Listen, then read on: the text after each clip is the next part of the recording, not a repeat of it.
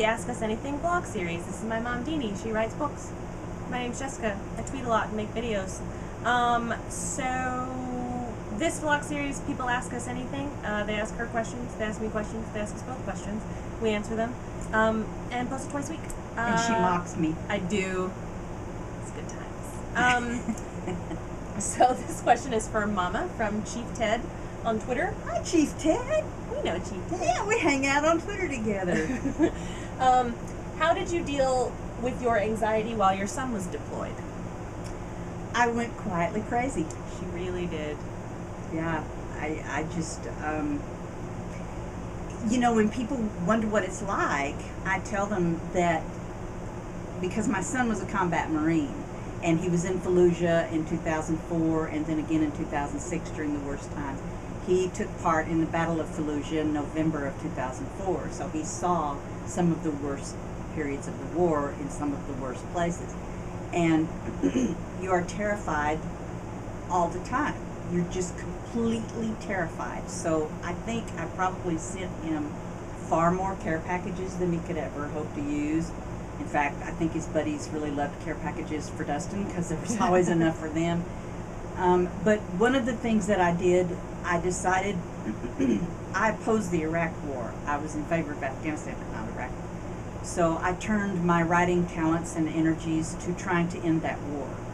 And when he came home from his first deployment, he came home in May of 2005, and he bought me a brand new Hewlett-Packard computer, and he told me to speak out against the war, that he didn't want any more of his buddies to die in Iraq, and he wanted me to do what I could to stop it, and he said, I won't stop you in any way. And I said, you know, I could get you in trouble, you know, with the superior officers.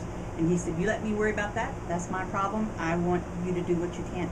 So I blogged and I blogged and I fought and I fought, and she marched against the war in New York City, and you know, we did what we could, and that helped me get through it, I think. And she for real worked on the Obama campaign. Well, she blogged for Huffington Post on the bus as as a single Democrat living in the middle of conservative West Texas, very conservative area. From that perspective, and she, I mean, she made phone calls for the Obama campaign. She really the reason I decided to back Obama was he was the first candidate other than Ron Paul to speak out against the war in Iraq. He was the first one to say, I will bring this war to an end if I'm elected. And Hillary was ahead of him like 30 points at the time, and everybody thought he was an idiot. But I thought, this guy's got balls. He's going to end this war. And so I put all my energies into getting him elected so that he could end the war. And voila. No more war in Iraq. So that, but I think as far as day to day, you pray.